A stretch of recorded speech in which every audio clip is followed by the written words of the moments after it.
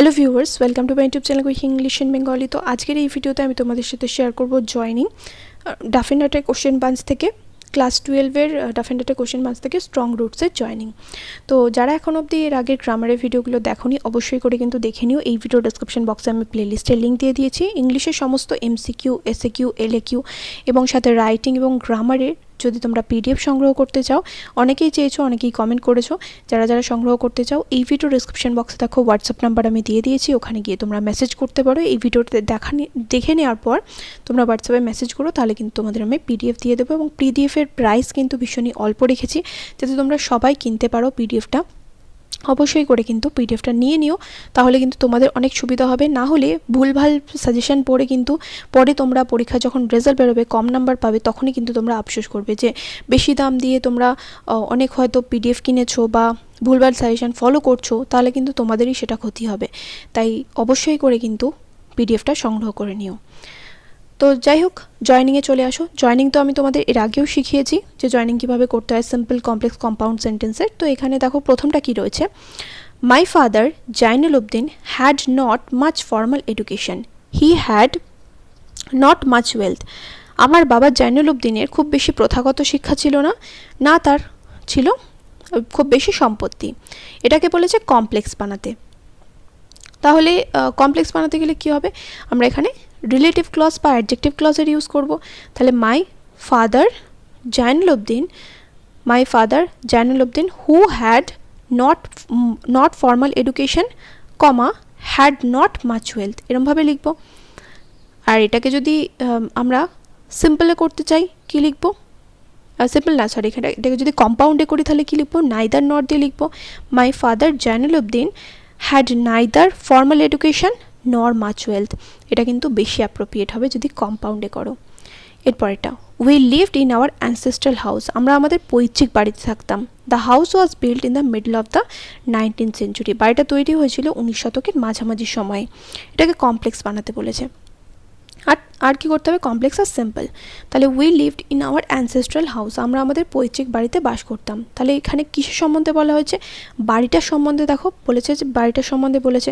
তাহলে যখন আমরা কমপ্লেক্স সেন্টেন্সে জয়েন করব, তাহলে অ্যাডজেক্টিভ ক্লজ বা রিলেটিভ ক্লজ ইউজ করব।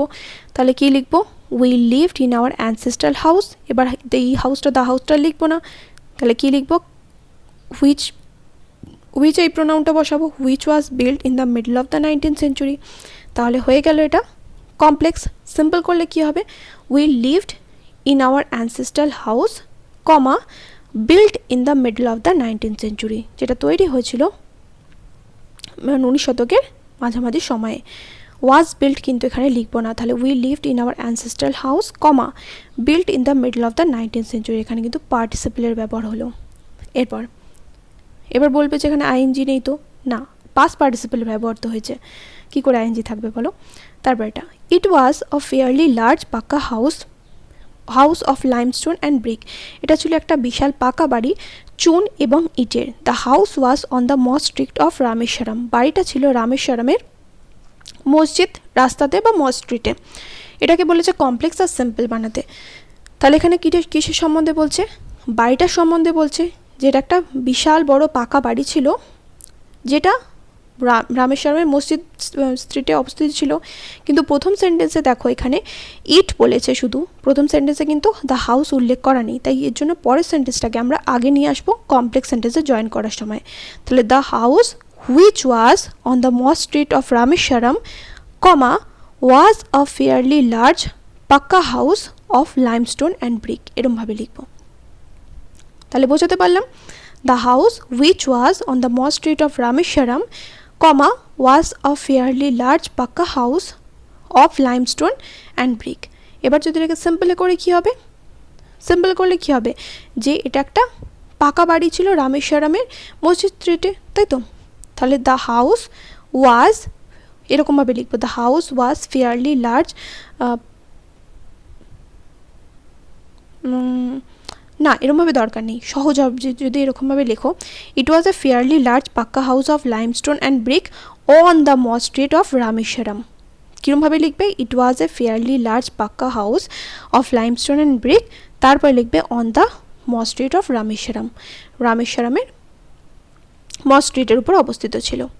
এরপর পরেরটা দেখো, পরেরটা কী রয়েছে, পরেরটা এখানে বলেছে দেখো 4 number, I normally ate with my mother, আমি সাধারণত আমার মায়ের সাথে খেতাম।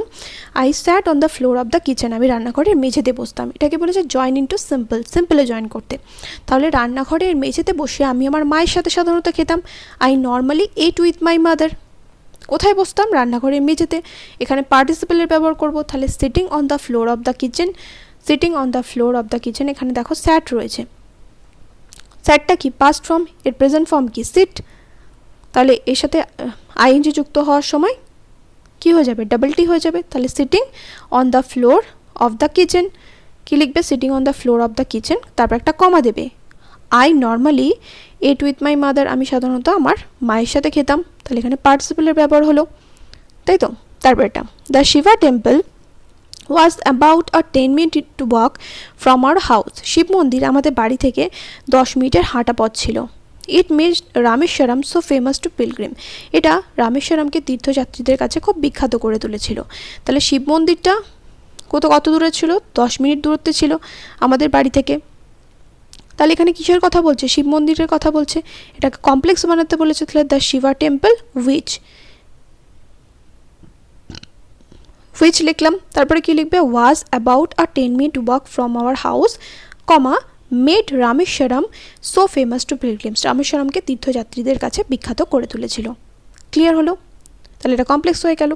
তারপর এটা, there was a very old mosque in the locality, in our locality, আমাদের এলাকাতে একটা ভীষণ পুরনো মসজিদ ছিল।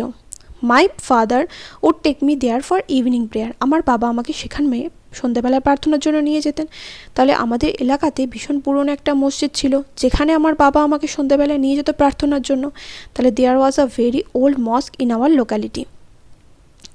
যদি তুমি এতটা লেখার পর ওয়্যার লেখো তাহলে কিন্তু লোকালিটিটাকে বোঝাচ্ছে, আর মস্কের পরে যদি ওয়্যার লেখো তাহলে কিন্তু এখানে মস্কের সম্বন্ধে বোঝাচ্ছে, তাই তো।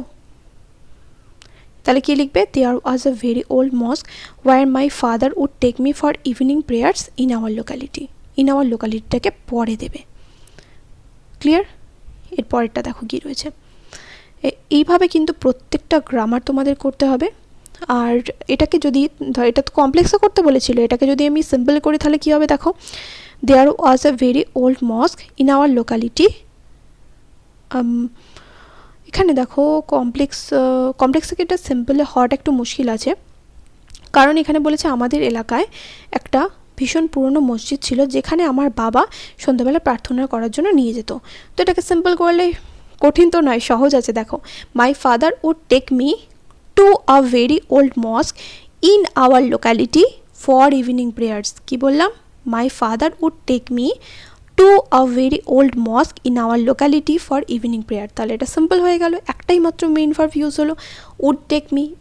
যে উড টেকটা রয়েছে, উডটা হচ্ছে মোডালস আর টেকটা হচ্ছে এখানে ভার্ব। এর পরের যেগুলো রয়েছে সেগুলো নেক্সট ভিডিওতে শেয়ার করবো। আর যারা এখন অবধি নোটস কালেক্ট করনি হোয়াটসঅ্যাপ নাম্বারে যোগাযোগ করো, তোমরা কিন্তু নোটসগুলো পেয়ে যাবে। দেখা হবে নেক্সট ভিডিওতে, চিল দেন, বাই।